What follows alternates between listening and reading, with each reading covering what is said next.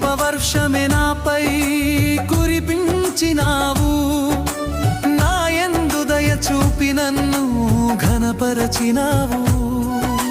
నీ కృపవర్షమే నాపై కురిపించినావు, నా యందు దయ చూపి నన్ను ఘనపరచినావు.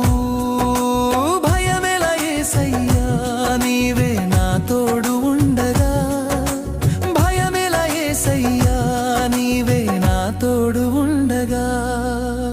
ఏమని వివరించెదను